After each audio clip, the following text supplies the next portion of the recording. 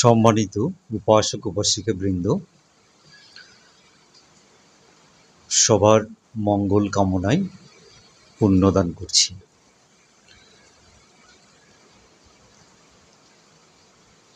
আপনারা সকলে জানেন, বর্তমানে এ সময়ে পবিত্র বর্ষাবাস চলছে। শুভ আষাঢ়ী পূর্ণিমা তিথিতে যে বর্ষাব্রত আপনারা শুরু করেছেন, ভিক্ষু সঙ্গের পাশাপাশি তা একটানা 3 মাস উদযাপনের মধ্য দিয়ে শুভ আশ্বিনী পূর্ণিমা তিথি তথা প্রবারণা উদযাপনের মাধ্যমে তা সমাপ্ত হবে। বর্ষাব্রত যদিও বা বুদ্ধের জীবদশায় ভিক্ষুদেরকে উদ্দেশ্য করে কেন্দ্র করে বর্ষাযাপনের বিধান বুদ্ধ প্রজ্ঞপ্তি করেছিলেন, তবুও এই 3 মাস বর্ষা উদযাপন, যা বুদ্ধ সমাজে, বৌদ্ধ সমাজে ওয়া নামে সর্বাধিক পরিচিত, গৃহী উপাসক উপাসিকারা অত্যন্ত গুরুত্ব দিয়ে এই 3 মাস উপোষদ দিবস পালনের মাধ্যমে উদযাপন করবার চেষ্টা করেন।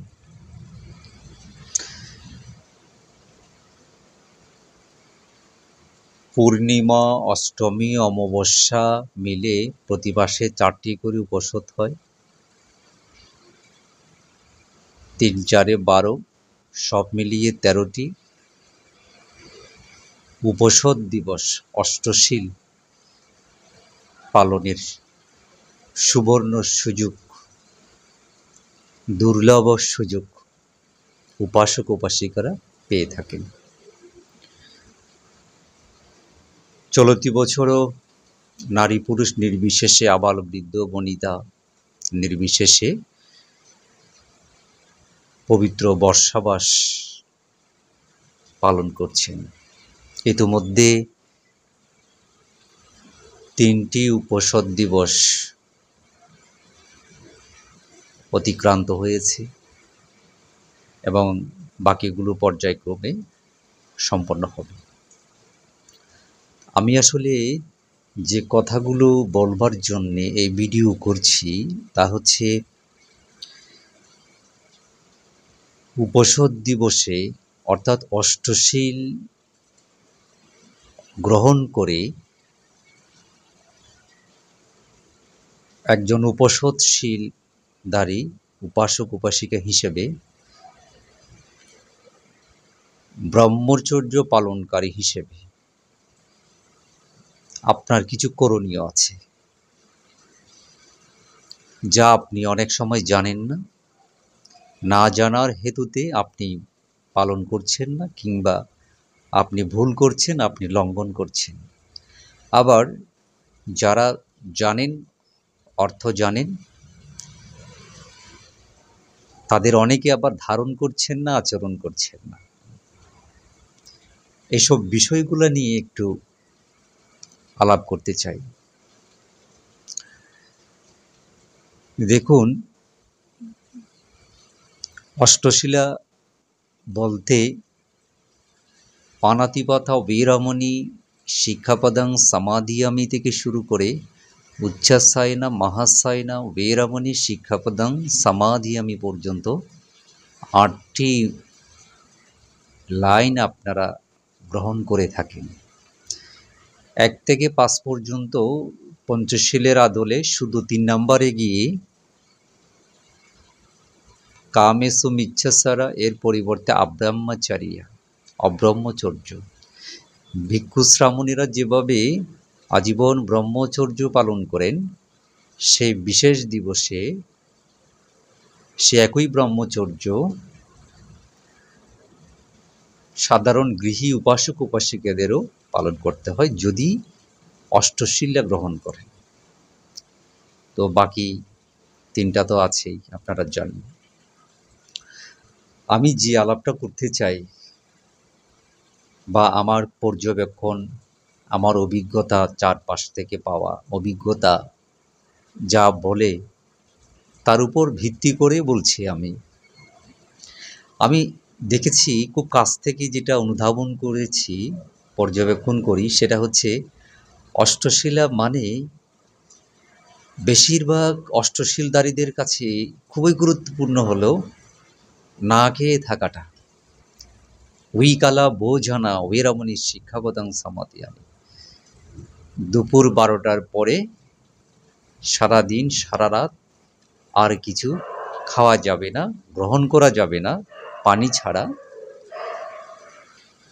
এই শিলটিকে সবথেকে বেশি প্রাধান্য দেয়া হয়, সবথেকে বেশি গুরুত্ব দেয়া হয়। মানে ব্যাপারটা এমন হয়ে দাঁড়িয়েছে যে অষ্টশীলা মানে এটা পালন করলে সব কিছু হয়ে যাচ্ছে। আমি বিকাল ভোজন করব না, জানতে অজান্তে আমি ছোট বড় প্রাণীও মেরে ফেলছি, আমি জানতে অজান্তে বড় থেকে ক্ষুদ্র, ছোট বড় অন্যের সম্পদ হয়তো আমি অদত্ত বস্তু আমি গ্রহণ করে ফেলছি, নষ্ট করছি, হরণ করছি। তারপরে আমি মিথ্যাচার করছি, কর্কশ বাক্য, সম্প্রলাপ, কটু বাক্য, ভেদবাক্য এসবও বলছি।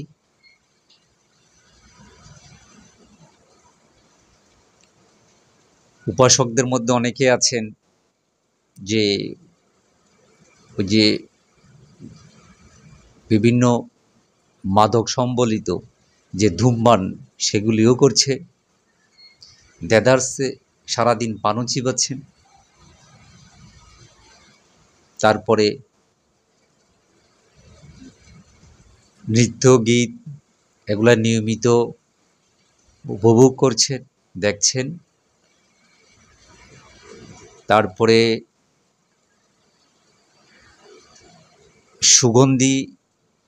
সুগন্ধি দ্রব্য গায়ে মাখছেন, লেপন করছেন। তারপরে বিলাসী লেপ তোষকের বিলাসী বিছানাপত্র ব্যবহার করছেন। এইসবে কিন্তু কোনো ভ্রুক্ষেপ নেই, দিব্যি চলছে এগুলো। কিন্তু আপনি ধরে বসে আছেন, বিকালা ভোজন করা যাবে না যে কোনো অবস্থাতে, যে কোনো পরিস্থিতিতে। এটা যদি লঙ্ঘন করা হয় তাহলে অষ্টশীল গেল। আমি বলছি না যে আপনি বিকাল ভোজন করেন, আপনি যখন ইচ্ছা তখন আপনি খেতে থাকেন, আমি সেটা বলছি না। কিন্তু আমি বলছি আপনার কাছে বাকিগুলোর চেয়ে এটা গুরুত্বপূর্ণ হয়ে গেল, এটা মুখ্য হয়ে গেল, বাকি সব গৌণ হয়ে গেল। আসলে কি তাই হওয়ার কথা? তাই হওয়ার কথা না। হ্যাঁ, তো সেজন্য বলছি, যখনই অষ্টশীলা গ্রহণ করবেন একজন উপাসক উপাসিকা হিসেবে, 8টি শীলের প্রতি সমানভাবে আপনাকে গুরুত্ব দিতে হবে, আপনাকে পাহারা দিতে হবে, আপনাকে পালন করার চেষ্টা করতে হবে। কারণ আপনি এক একটি মন্ত্রকে ব্রত হিসেবে নিয়েছেন, অন্তত সেই দিনের জন্যে। কিছুতেই আপনি জানতে অজান্তে প্রাণীবাদ, আপনি প্রাণী হত্যা করবেন না। শুধু তাই না, আপনি ঝগড়াঝাটি করবেন না, রক্তারক্তি করবেন না, রাগারাগি করবেন না। আপনি শপথ করেছেন। আপনি ভুল করেও কোনো অদত্ত বস্তু গ্রহণ করতে যাবেন না। আপনি ভুল করেও কারো সম্পদের অনিষ্ট কামনা করবেন না। নেয়া তো দূরের কথা, হরণ করা তো দূরের কথা, করতে পারবেন না আপনি। তারপরে বৈধ বা অবৈধ যে কোনো ধরনের অব্রহ্মচর্য বা কামাচার থেকে বিরত থাকা। তারপরে আপনি কোনো অবস্থাতেই মিথ্যাচার করতে পারবেন না। মিথ্যা বাক্যের বেশ কয়েকটা অঙ্গ আছে। কটু কথা বলা, ভেদবাক্য বলা, কর্কশ বাক্য বলা, অহেতুক নিরর্থক কথাবার্তা সম্প্রলাপ বলে সময় অপচয় করা, শীল পালনের ক্ষেত্রে বড় ধরনের অন্তরায় এগুলো। বাক্যদ্বারে যা আমরা করি, কোনো অবস্থাতে আপনি এটাও লঙ্ঘন করতে পারবেন না। মাদক সেবন, গ্রহণ, ব্যবসা অর্থাৎ সংস্পর্শ, সংশ্লিষ্টতা থেকে সম্পূর্ণভাবে নিজেকে বিরত রাখতে হবে।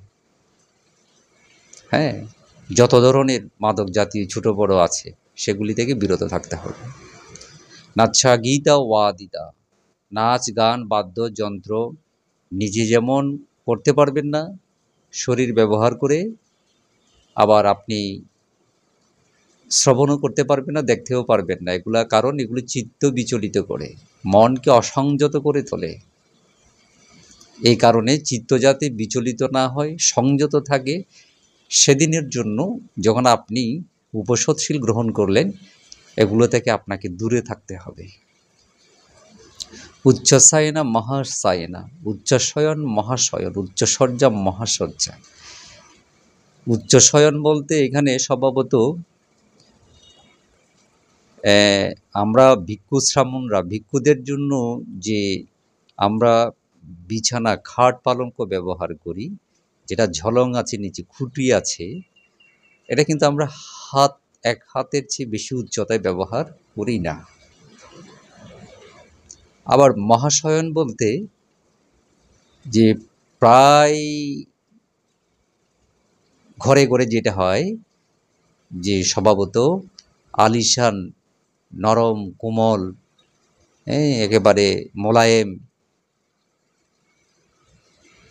যে ল্যাপ তোষক জাতীয় বিছানাপত্র ব্যবহার করে বিলাসী আরামায়েশ, এই মহাশয়ন বিরত থাকতে হবে। এই বিষয়গুলো আপনি কোনোটাকে গুরুত্ব দিচ্ছেন না, শুধুমাত্র আপনি বিকাল ভোজনকে প্রাধান্য দিচ্ছেন। আপনার কিন্তু উপসৎশীল পরিপূর্ণ হচ্ছে না। আপনি পারতপক্ষে সাধ্যমতো চেষ্টা করে সে বিকাল ভোজন অবেলায় খাদ্য গ্রহণ থেকে যেমন বিরত থাকবেন, বাকি শিলাগুলোকে, বাকি নিয়মগুলোকেও আপনাকে যত্নশীল হয়ে মানতে হবে, পালন করতে হবে, এবং তখনই আপনার উপসৎশীল বেশি কার্যকর হবে এবং আপনি তাতে বেশি পুণ্য পাবেন। তো সে কারণে পরামর্শ হলো এই যে, যেহেতু স্বেচ্ছায় নিজে প্রণোদিত হয়ে পুণ্য লাভের জন্য আপনি অষ্টশীলের মতো গুরুত্বপূর্ণ ব্রত পালন নিচ্ছেন, প্রত্যেকটা ব্রতের প্রতি, নিয়মের প্রতি আপনাকে যত্নশীল হতে হবে। সে কারণে আপনি খেয়াল করলে দেখবেন আমাদের রাখাইন সম্প্রদায়, চাকমা মারমা সম্প্রদায়, তাদের একটা ট্র্যাডিশন আছে, প্রথা, ঐতিহ্য আছে, সেটা হচ্ছে উপসৎশীল গ্রহণ করে তারা আর বাড়িতে যান না। আজকে অষ্টশীলা নিয়ে সারা দিন রাত বিহার কেন্দ্রিক জীবনযাপন করবেন, তৈরি হয়ে চলে আসেন, একেবারে পঞ্চশীলা গ্রহণ করে অষ্টশীলা ত্যাগ করে তারপরে বাড়ি যাবেন। এটা কি ধর্মে বলা আছে যে এরকম করতে হবে? না, কোথাও নেই। কিন্তু তারা এটা কেন করেন? আমার যদি খুব ভুল না হয়, আমার আন্দাজ, আমার অনুমান, আমার পর্যবেক্ষণ যদি ভুল না হয়, এটা এই কারণে করা হয় যে আমি যখন ব্রহ্মচর্য পালন করার ব্রত নিয়ে অষ্টশীলা উপসৎশীল গ্রহণ করে আমি গৃহস্থ হয়ে যাব, আমি গৃহে যাব, বাড়িতে যাব, সেখানে আমাকে অনেক কিছু দেখতে হবে, শুনতে হবে, বলতে হবে। আমার কায়মন বাক্য আমি সংযত করে রাখতে পারবো না। রাখতে না পারলে আমার শীলভঙ্গ হবার খুব বেশি সম্ভাবনা থাকে। সেটা যাতে না হয়, সেসব থেকে বিরত থাকার জন্য একদিনের জন্য তারা ওই আগার থেকে অনাগারে থাকার মতো গৃহবাস থেকে এই বিহার কেন্দ্রিক জীবনযাপন করেন। মানে গুরুত্ব দেওয়ার দৃষ্টিকোণ থেকে এটা করা হয়। অবশ্যই বড়ুয়া বৌদ্ধ সমাজে সেই ট্রেডিশন, সে প্রথা নেই।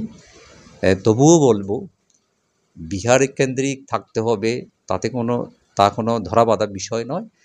কিন্তু আপনি যেখানেই থাকেন না কেন, ঘরে থেকেও কিন্তু আপনি এগুলি পালন করতে পারেন। আপনি কতখানি যত্নশীল, সচেতন, আপনার উপসৎশীল সম্পর্কে শ্রদ্ধাশীল, গাঢ়বতা আছে আপনার মধ্যে, গাঢ়বতা আপনি রক্ষা করেন, সেটা আপনার উপরে নির্ভর করবে। তো আজকে আর আলোচনা বাড়াচ্ছি না।